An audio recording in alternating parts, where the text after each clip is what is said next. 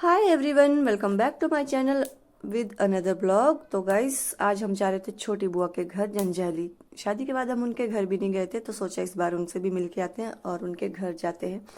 तो हम लोग रेडी होके आ गए थे थुनाग बस स्टैंड। तो हमें बस भी मिल गई थी और बस ना चल पड़ी थी। और ये है जंजैली की वादियाँ गाइस। जंजैली से थोड़ा नीचे का व्यू है ये। लकीली मुझे हमेशा विंडो सीट मिल जाती है, तो मुझे विंडो सीट में बैठना बहुत अच्छा लगता है, क्योंकि विंडो सीट से बाहर के नज़ारे भी दिखाई देते हैं और ठंडी ठंडी हवा में तबीयत भी ख़राब नहीं होती है। तो थोड़ी देर के लिए बस रुकी थी तेल डलवाने पेट्रोल पंप पे। तो उसके बाद ना हम जंजैली चौक में पहुंच गए थे और बुआ जी हमें हमें वहीं पर मिल गए थे, क्योंकि ये ड्यूटी से आ रहे थे। फिर हम तीनों एक साथ घर गए गाइस। तो उसके बाद हम बुआ जी के घर पहुंच गए थे। और आई स्वेयर गाइस, यहाँ पे ना थुनाक से थोड़ी ज़्यादा ठंड थी, तो मुझे भी ठंड लग रही थी।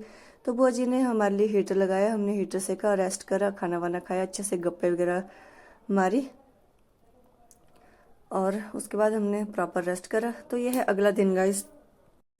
सुबह बुआ जी ने हमारे लिए आलू के पराठे बनाए थे और खुद ना बुआ जी के व्रत चले थे। ये नवरात्रि के टाइम का ब्लॉग है गाइस, तो थोड़ा लेट एडिट हुआ, तो इसलिए लेट अपलोड होगा। तो हम लोग उसके बाद रेडी हो गए थे और खाना वाना तो हमने खा लिया था पहले ही। तो बुआ जी भी रेडी हो गए थे ड्यूटी जाने के लिए, इनको भी स्कूल जाना था अपने। तो हम तीनों ने एक साथ ही जाना था। उसके बाद हम लोग घर से निकल गए थे और ये है जंजैली की मार्केट गाइस। तो अभी कुछ दुकानें शायद खुली नहीं थी, तो हम तीनों निकल गए बस स्टॉप की ओर, जहाँ से हमें बस लेनी थी। बस के लिए थोड़ा सा 5 मिनट का रास्ता था।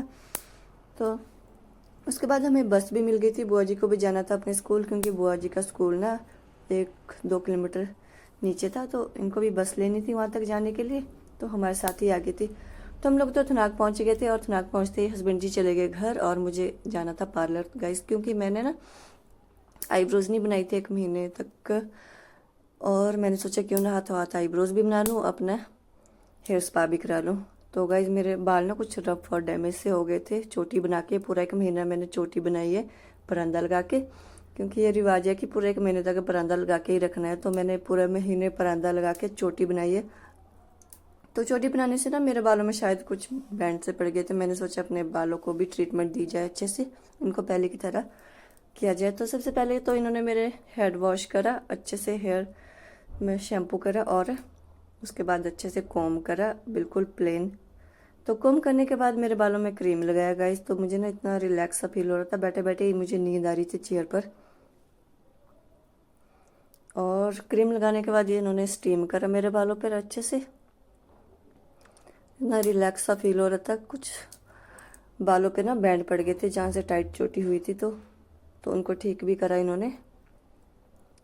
तो क्रीम लगाने के बाद स्टीम भी दी और स्टीम के बाद इन्होंने मेरे फिर से हेयर वॉश करे और ड्रायर से इनको अच्छे से करा। तो क्रीम लगाने के साथ साथ इन्होंने हेड मसाज भी दी। तो इतना रिलैक्स सा फील हुआ गाइस, तो पूछो ही मत, इतना अच्छा सा फील हो रहा था। तो बाल तो मेरे अच्छे हो गए और पहले की तरह इनमें जान आ गई गाइस। तो ये था मेरा फाइनल लुक बालों का। ये देखो कितने अच्छे हो गए अब पहले की तरह। तो मैंने सोचा इनको भी अच्छा सा फील करवाती हूँ। तो पार्लर से आने के बाद चलेगी मैं घर, लंच वगैरह करना था, भूख भी लग रही थी मुझे।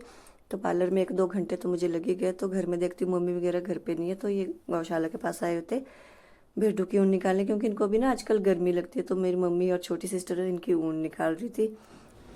तो अच्छे से तो ये निकालने नहीं देती, तो इसलिए इनको नीचे लिटाया हुआ था। तो क्योंकि इधर उधर हरकतें करते रहती है ना, तो इसलिए इसको लिटा के रखा था। तो ऊन काटने के बाद आ गए हम लोग वापिस ऊपर रूम में, क्योंकि मुझे सूट सिलवाने थे। अपनी बहन को लगा लिया मैंने तुरपाई के लिए और मुझे ना सलवार में पोंचे बनाने थे। तो मैं बैठ गई गाइस पोंचे बनाने। और मिलते हैं अब नेक्स्ट वीडियो में। Bye bye and take care.